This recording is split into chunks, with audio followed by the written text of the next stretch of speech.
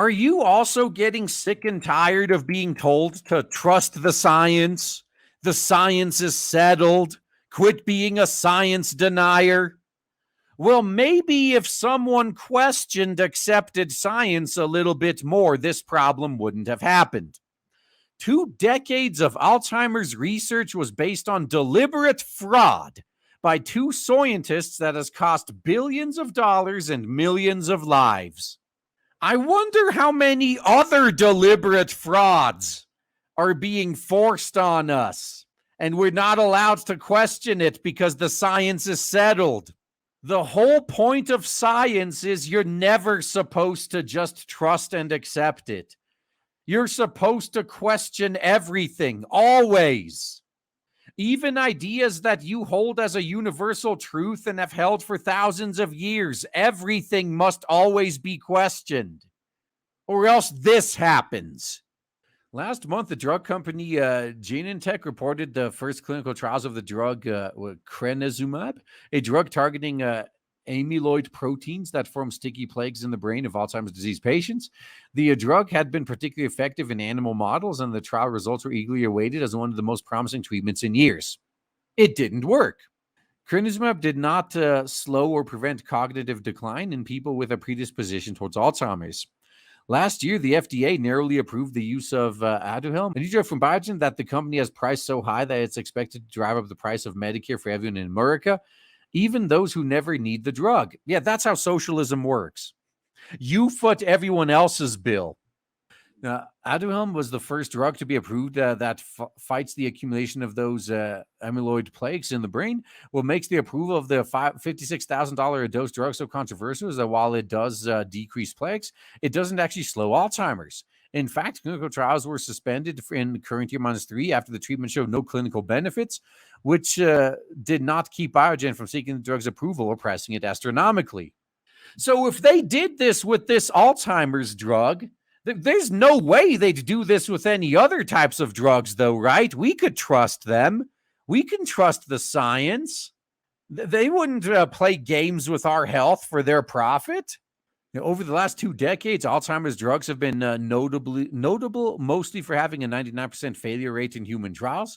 It's not unusual for drugs that are effective in vitro and in animal models to turn out to be less than successful when used in humans. But Alzheimer's has a record that makes the batting average in other areas look like a Hall of Fame material. And now we have a good idea why. Because it looks like the original paper that established the amyloid plaque model as the foundation of Alzheimer's research over the past 16 years might not just be wrong, but a deliberate fraud. Let this be an example. This is why you never trust the science. Any true scientist is going to agree with me. You always question it. There's no such thing as the science is settled. Anyone who says that is a fraud. They're not real scientists. Any scientist worth their salt would want their discoveries always challenged because, if you're so confident you're right, why would someone challenging you scare you? It's almost as if you've committed fraud and you're afraid of people finding that out, huh? The suspicion that something was more than a little wrong with the model is getting almost all Alzheimer's research funding, $1.6 billion in the last year alone, began with a fight over the drug simufilam.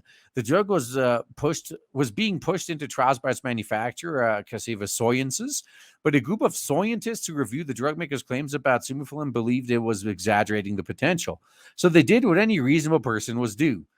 They purchased short sell positions in Cassiva Sciences stock and filed a letter with the FDA calling for a review before allowing the drug to go to trial, and hired an investigator to provide some support for this position.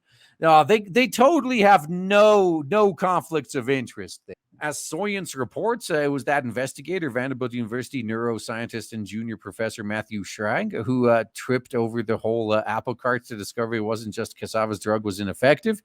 There's good evidence that for the last 16 years, almost everyone had the wrong idea about the cause of Alzheimer's because of fraud.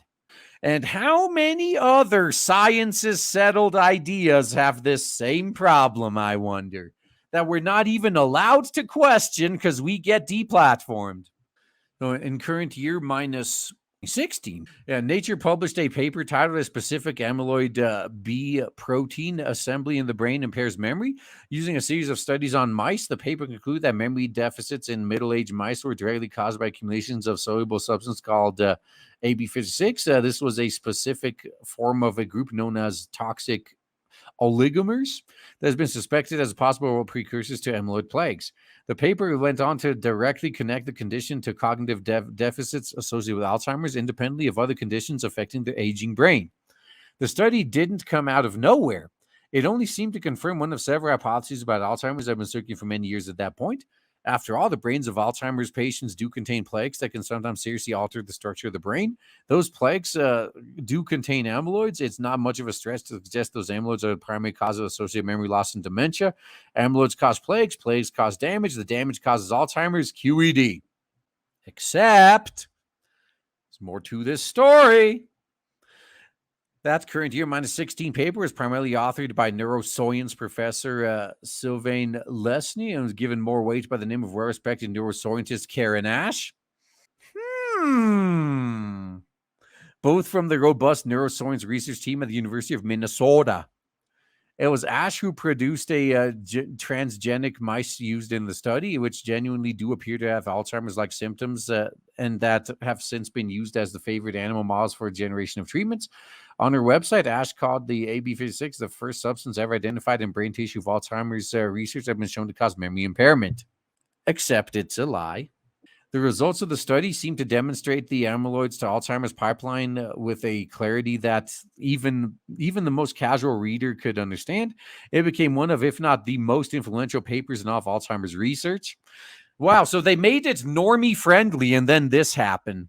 Not only has it been cited hundreds of times in other work, roughly 100 out of 130 Alzheimer's drugs now working their way through trials are directly designed to attack the kind of amyloids featured in this paper. Both Ash and Leslie became neuroscience rock stars and leaders of the wave based on their current year -16 paper. Except that was all a fraud. What intrigued Schrag when he came back from his seminal work were the images in paper that were supposed to show a relationship between memory issues and presence of AB56 appear to have been altered. Some of them appear to have been pieced together from multiple images. Schrag shied away from actually accusing this foundational paper of being a fraud, but he definitely raised red flags. He raised those concerns discreetly at first in a letter sent to the National Institute of Health. Only when that letter failed to generate a response did Schrag bring his suspicions to others. Yeah. So this trusted organization of this trusted science tried to bury this fraud. But you can trust them, guys. They're totally not lying about anything else. This was just a one-off. Now, Science has concluded its own 6-month review, during which it consulted with image experts, and they found seems to confirm Schrag's suspicions. Now, they concurred with his overall conclusions, which cast doubt on the hundreds of images, including more than 70 in Lesnier's papers. Some look shockingly blatant examples of image tampering, says Donna Wilcock, an Alzheimer's expert at the University of Kentucky. After reviewing the images, molecular biologist Elizabeth Bick said of the paper, the obtained experimental results might not have been the desired results, and that data might have been changed to better fit a hypothesis. Oh, but you can trust the science. They would never lie to you for political gain. Should this fraud turn out to be as extensive as it appears on first glance, the implications go well beyond just misdirecting tens of billions in funding and millions of hours of research over the last 2 decades.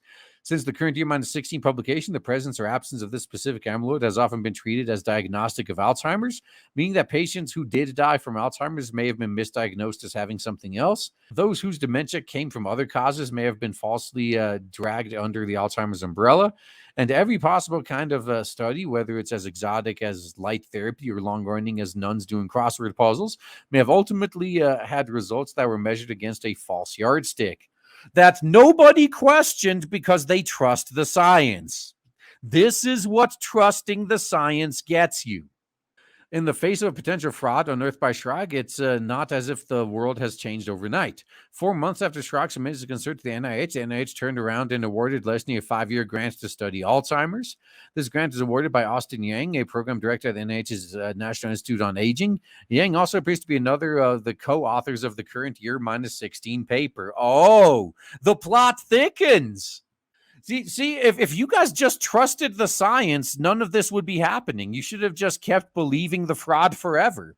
Now, Science has carefully detailed the work done in the analysis of the images. Other researchers, including a current year -14 paper from Harvard, have noted that AB56 is unstable, and there seems to be no sign of the substance in human tissues, making its targeting literally worse than useless.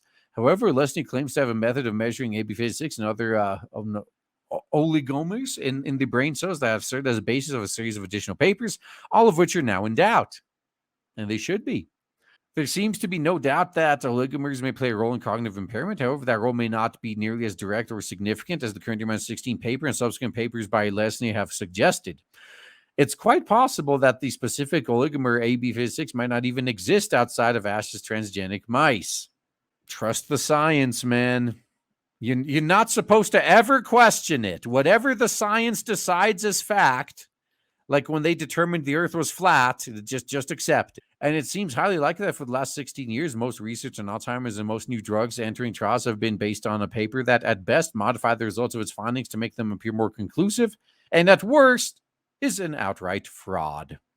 So now the question is, how many of the people working on all of these subsequent studies caught on that this was a fraud and this was bullshit?